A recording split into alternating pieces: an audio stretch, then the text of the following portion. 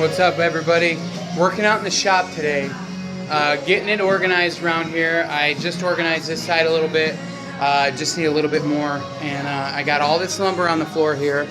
I'm gonna make a butler's table. I'll show you the plans in a minute, and I'll let you guys know what's going on. So stay tuned if you want to see a butler's table. What's up, everybody? So I'm gonna start making a table here, and it's gonna be my first video. So let's just see what we can do. Hey guys, what's going on? Back again. Here's the plans for the table. So it's gonna be 89 inches long, 22 inches wide, 36.5 inches because of the tabletop. This material is a ½ inch thick. So this is what I'm gonna make the tabletop out of. This is 6 foot long, 1x6s, so it's going to be 5.5 inches wide and 72 inches long. So in order to get the 89 inches that we need to actually offset the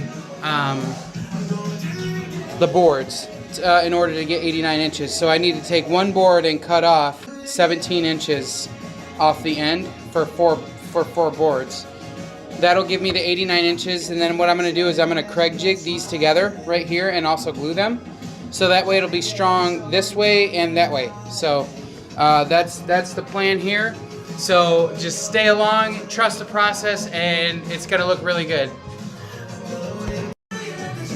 Alright, so first order of business is actually cleaning up the shop. Cleaning up my work table, and that's what we're going to do here. So this is what I got at Home Depot. I got this special walnut.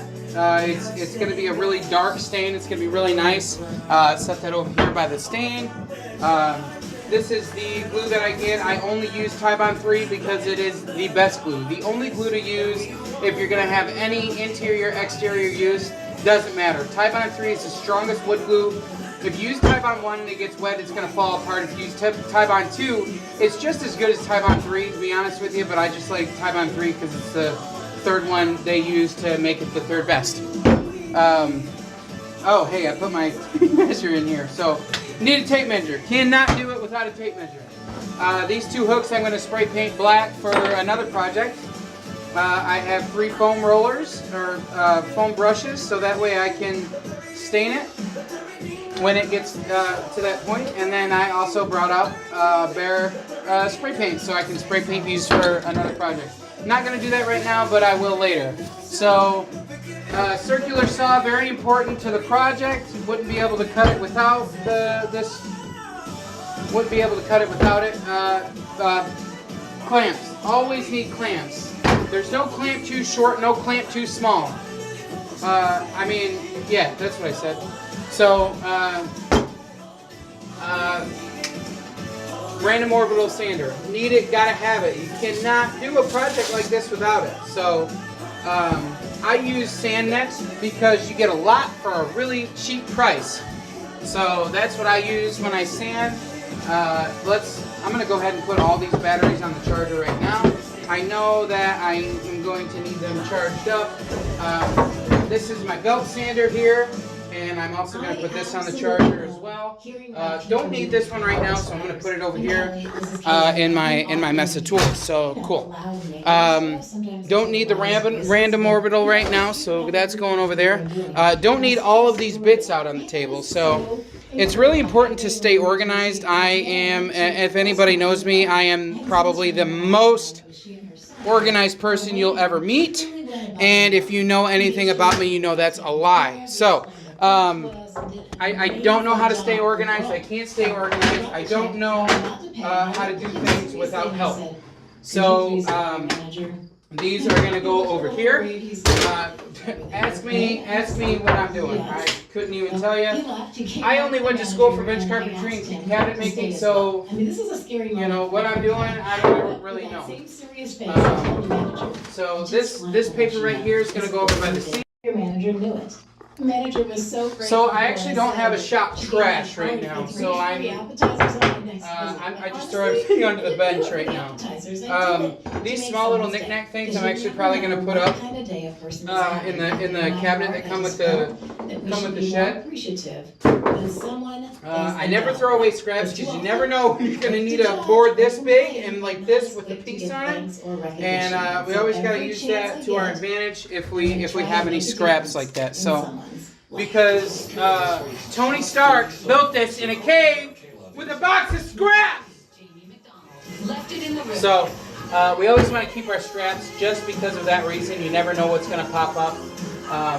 9 times out of 10, you could probably just burn them, but I don't burn them because I can't. I live in a trailer park. So we're almost done cleaning up this side of the bench. Well, the first order of business is actually going to get these boards cut. So this is what we're going to do here. First order of business is actually getting these boards cut.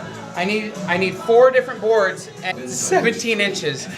I'm going to go over my measurements, make sure, because you know me, I'm a little. I'm going to go through the measurements, make sure that it is 17 inches, and then we'll go and we'll cut those boards, and I'll see you then. Alright, so what we're going to do now is get this piece of wood, and what we'll probably have to do is kind of cut it at an angle a little bit. I'm going to clamp this down to the table. I got big clamps now, so I'm going to be able to do that. And I'll cut it off out here, and I'm going to mark it at 17 on both sides. So I'm going to do that with all my stickers. I'm just going to put it on the side just like that. I'm gonna clamp this down to the workbench here. Not the most sturdiest workbench, but it's gonna be good for what we have. I'm gonna clamp this down to the table right now though, so let's just do that real quick.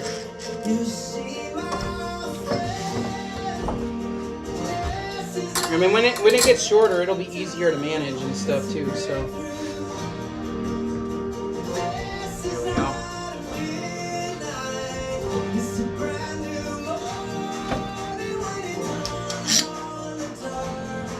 And the reason I put it with the handle on the bottom is because if I put it on the top, it's going to be all over the place up here. You just get better leverage right here with this. So what I'm going to do, I'm not really worried about the ends or anything like that. I'm not going to square it up. But what I'm going to do is just cut it and mark it. I'm going to mark it at 17. Because if my phone, I'm using my phone, so,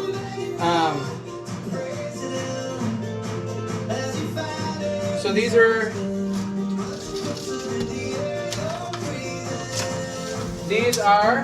6 feet, 72 inches.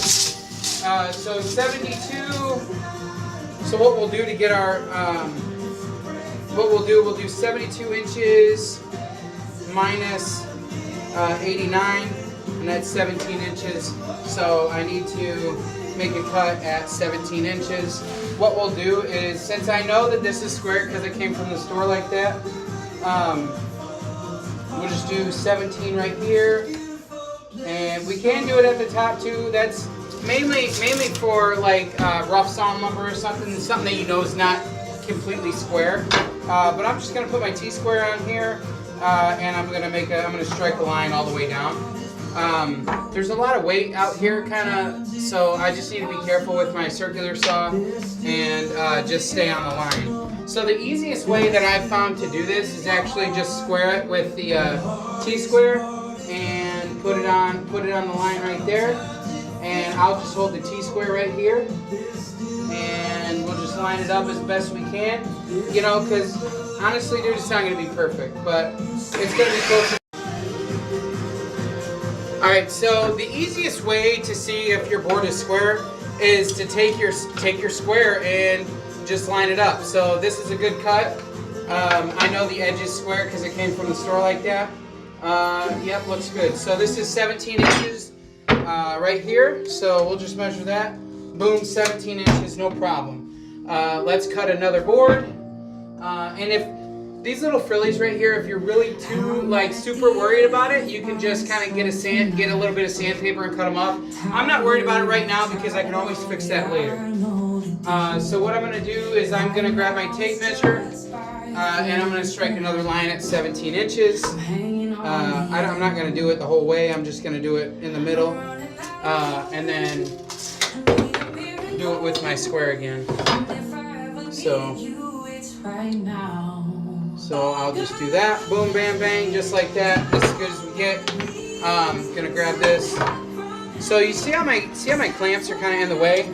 I can get a smaller T-square and do the same thing. So we'll just be like this. It's not really wise to be right behind where you're cutting or what you're cutting. So, but this T-square is gonna help me keep straight with it. I'm right on it, so we're good here. I'm just gonna start it. We're gonna go. The most important thing is to follow all the way through when you cut, so that way you're not kind of squirrely at the end or anything. We'll get this from here. It looks good. Let's measure it. And another way to check if it's square, if you measure it from the bottom 17 inches, measure it from the top, it's another 17 inches, so it's as square as it's gonna be. So that looks good. That one's not that good. That one's gonna have to be on the end, because I'm gonna take something. So I'm gonna say this is the end. This needs to be facing out. I'm gonna signify that with an arrow. Boom, bam, bang, just an arrow. I don't know if you can see that, but that needs to be facing out, because if I put my square on this, that is not square at all. That is way off. So when I make this final dimension right here, I'm gonna put a 2x4 and clamp it on the end of the table, and I'm gonna run my circular saw all the way across, so that way I know I got a square edge.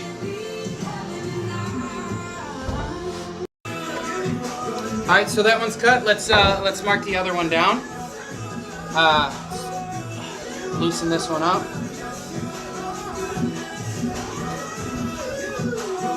I just need to bring it out just a little bit so I can cut it.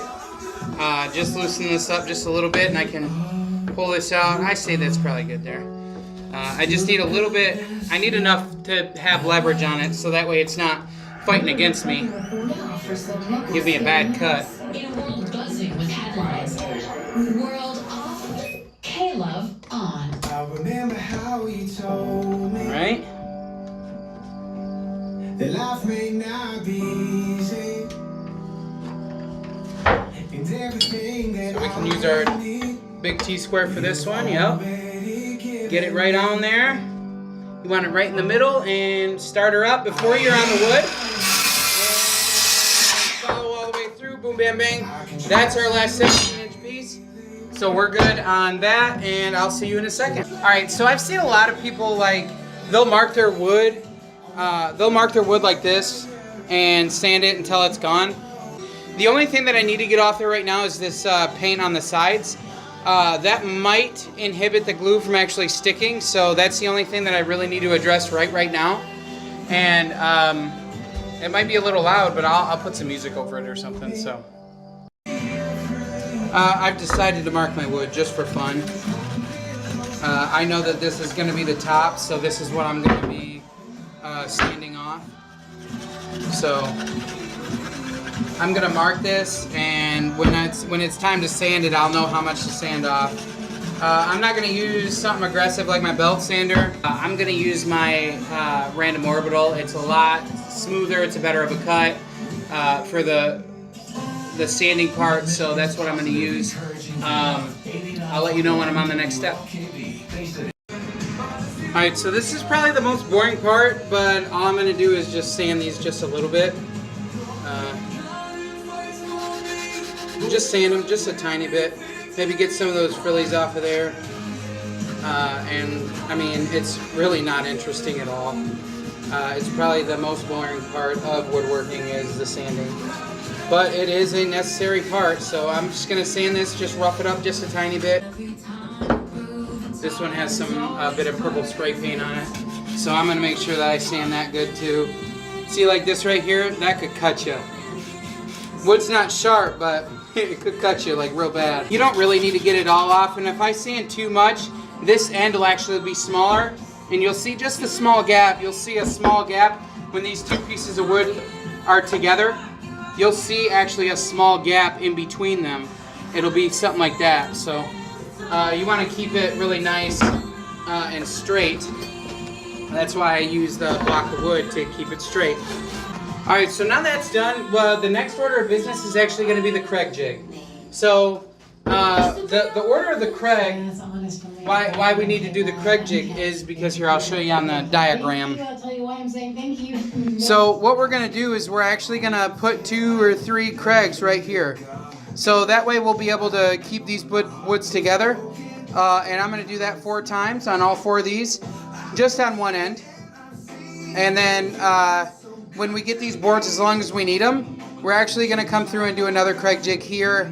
Maybe 2, We'll do it probably every 12 inches or something like that, just for consistency reasons. Not anything important. It's not the thing that keeps the table together is actually glue keeps this together, not the screws. So the screws are only for clamping. So you only clamp with the screws. I'm gonna have bar clamps on it, so when they're together, it's all good. It's got even pressure all the way. If you have uneven pressure, you could get like a big bowl, and it could turn into a boat. So I'm gonna get going on that, and I'm gonna put the Kreg jig in. I'll do a couple, and then I'll just get the rest done. The Kreg jig is super awesome. It's this bit right here that creates a seat, right, for the screw to sit on.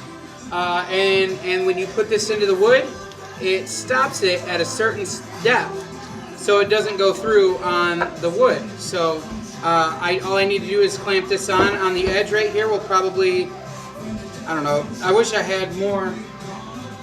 I do got more, I got one more, so we'll put that to 1/2 inch and we'll put it on here. So that way I'll use the 2 ends for it. Only one end on each of these. I'm trying to remind myself. This is what my setup is, so I'm just gonna clamp these down. I'll just clamp her down just like that. The placement of the screws really doesn't matter at this particular point. It's good to have it even and have a good consistent basis. And my screwdriver's inside, so I'm gonna go inside and I'll be back. Got it. So now we're gonna get back to the main deal here. And there's that one. So we're only doing one side of these guys, so everything else will be fine. So that's a pretty good spot for it right there. I have plugs to fill those if I wanted to, but it's gonna be on the bottom and no one's gonna see it. So this is gonna be the end piece right here.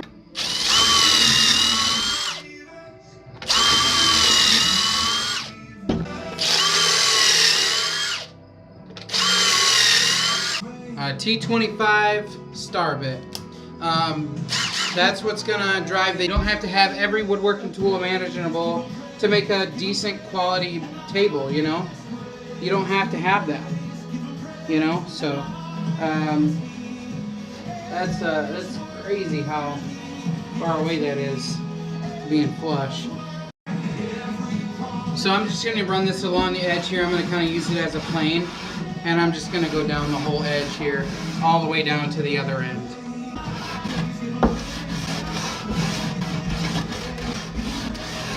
I'm gonna make sure one edge is good. I'm gonna get a little bit of glue here, and I am not gonna glue it to the bench. So I'm gonna do a little bit, whoops, shit. That came up quick. I'm gonna do a little bit on here, and I like to use my finger. I like to use my finger for it and spread it around because it dries really fast on your finger. So, and then if there's any extra, just loop it on there.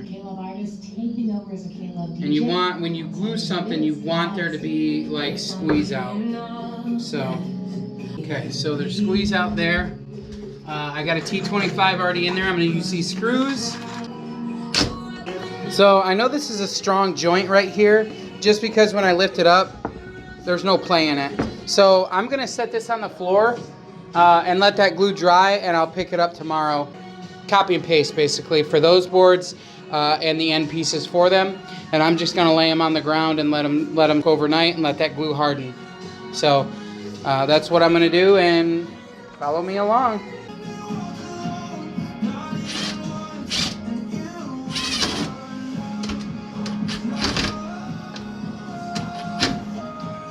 Yeah, I need something a little bit longer, so.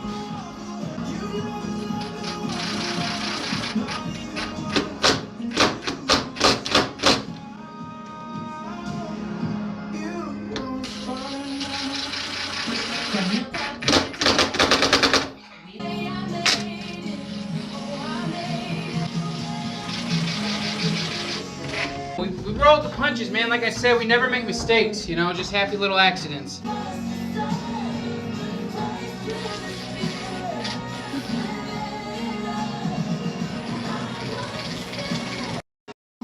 I ain't gonna worry about it too much tonight. I'll finish it up tomorrow.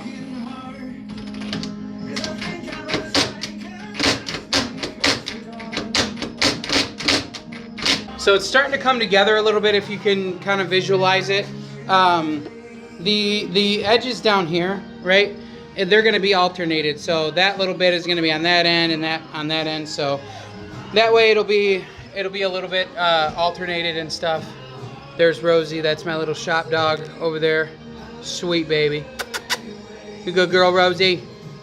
That's my good girl right there. Oh shit. That's my good girl. She knows sign language. Rosie.